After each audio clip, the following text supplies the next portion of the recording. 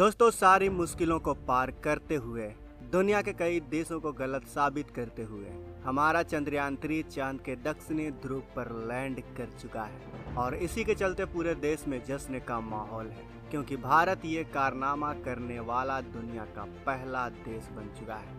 और जिस तरह से इसरो ने इस मिशन को अंजाम दिया है, वो नासा और रोसकोसमोस के लिए एक सबक है।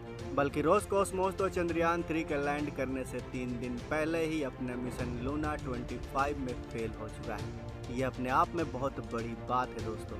जिस मिशन को रूस की स्पेस एजेंसी पूरा नहीं कर पाई, उसे हमारे इसरो ने अपने दम पर कर दिखाया। लेकिन हमारे वैज्ञानिकों की टेंशन अभी भी कम नहीं हुई है। उन्हें सिर्फ 14 दिनों में रोवर को चांद पर यहाँ वहाँ घुमाकर रिसर्च करना है, क्योंकि 14 दिन के बाद चांद पर फिर से रात हो जाएगी।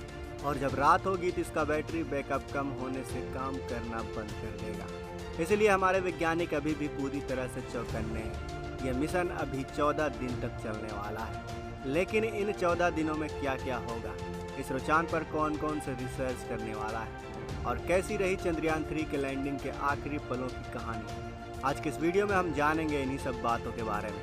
तो वीडियो के अंत तक बने रहें। लेकिन वीडियो में आगे जाने से पहले हमेशा की तरह आपसे एक छोटा सा रिक्वेस्ट, इस वीडियो को लाइक करें, अपने दोस्तों के साथ शेयर करें, और अगर आपने अभी तक इस चैनल को सब्सक्राइब नहीं किया है तो इस चैनल को भी सब्सक्राइब कर लें। दोस्तों, 23 अगस्त की शाम पूरा भारत जश्न मना रहा था, और यह जश्न चंद्रयान 3 की कामयाबी का था। करोड़ों लोग इसकी लैंडिंग को शाम से ही लाइव देख रहे थे। और जैसे ही हमारे विक्रम लैंडर ने चांद की सतह पर कदम रखा, लोग खुशी के मारे चिल्लाने लगे और हर तरफ जश्न शुरू हो गया, क्योंकि सबको मालूम है कि यह मिशन हमारे लिए कितना ज़्यादा महत्वपूर्ण है। इसरो के वैज्ञानिकों ने हमसे जो वादा किया था, उन्होंने उस वादे को पूरा करके दिखाया। बहुत सारे देश जो भारत से जलते हैं और जिन्होंने चंद्रयान 2 के फेलियर पर भारत का मजाक उड़ाया था, उन सब की बोलती बंद कर दी है। चंद्रयान 3 की सफलता उन सभी देशों के मुंह पर करारा तमाचा है जो भारत की क्षमता पर शक करते हैं। आज दुनिया के बड़े बड़े एडवांस देश जैसे रूस और अमेरिका हमें इस सफलता की बधाई दे रहे हैं, लेकिन वैज्ञानिकों ने अपना फोकस मिशन से बिल्कुल भी नहीं हटाया, क्योंकि उन्हें मालूम है कि काम अभी पूरा नहीं हुआ है। आपको बता दें कि हमारे चंद्रयान 3 का विक्रम लैंडर 17 अगस्त के दिन अपने प्रपल्सन मॉड्यूल से अलग हो गया था, और सही मायनों में देखें तो इसी सेपरेशन के साथ इसकी लैंडिंग की उल्टी गिनती भी शुरू हो गई।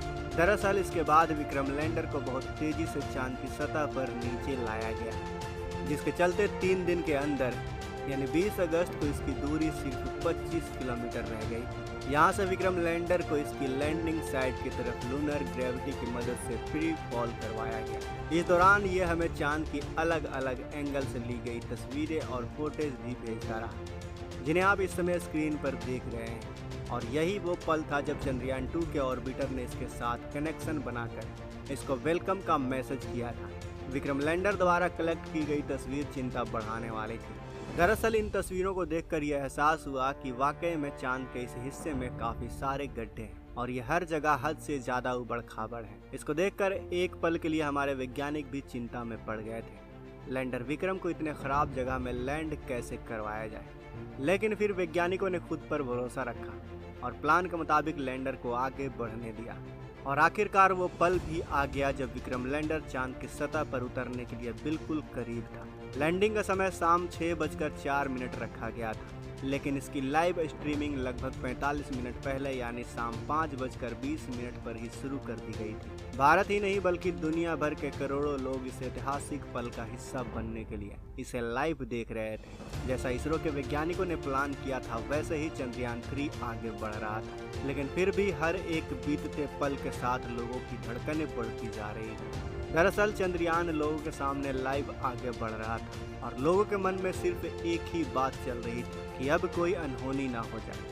तकरीबन 40 मिनट लाइव स्क्रीन होने के बाद आखिरकार वो पल आ ही गया जब चंद्रयान 3 ने चांद के दक्षिणी ध्रुव की सतह पर अपना पहला कदम रखा, और पूरा देश खुशी से झूम उठा। सालों की मेहनत, करोड़ों अरबों के कैलकुलेशन और ना जाने वैज्ञानिकों की कितनी स्लीपलेस नाइट, वो सब कुछ वसूल हो गई। भारत चांद पर लैंड करने के मामले में अमेरिका, रूस और चीन के बाद दुनिया का चौथा देश बन गया, और चांद के दक्षिणी ध्रुव पर लैंड करने वाला दुनिया का पहला देश। और शायद आपको यह एहसास ना हो, लेकिन भारत के लिए ये काफ़ी बड़ा अचीवमेंट है दोस्तों। हमारे इस मिशन के दौरान ही रूस ने अपना लूना 25 मिशन लॉन्च करके चांद के इस इलाके में हमसे पहले उतरने की कोशिश की थी, लेकिन रूस के लैंडर को मुंह की खानी पड़ी और लैंड करने से 2 दिन पहले ही यह चांद पर क्रैश हो गया।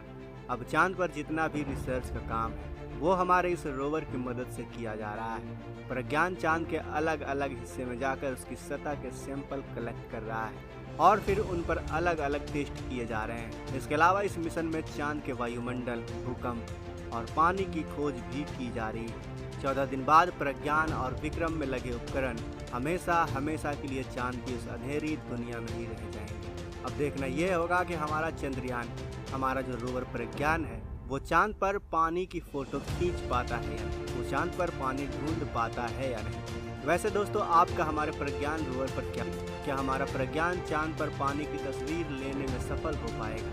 क्या लगता है आपको? अपने विचार हमें कमेंट बॉक्स में अवश्य बताएं। साथ ही वीडियो अच्छी लगी हो तो वीडियो को लाइक करें, अपने दोस्तों के साथ शेयर करें और अगर आपने अभी तक इस चैनल को सब्सक्राइब नहीं किया है तो इस चैनल को भी सब्सक्राइब करें। मिलते हैं अगले वीडियो में।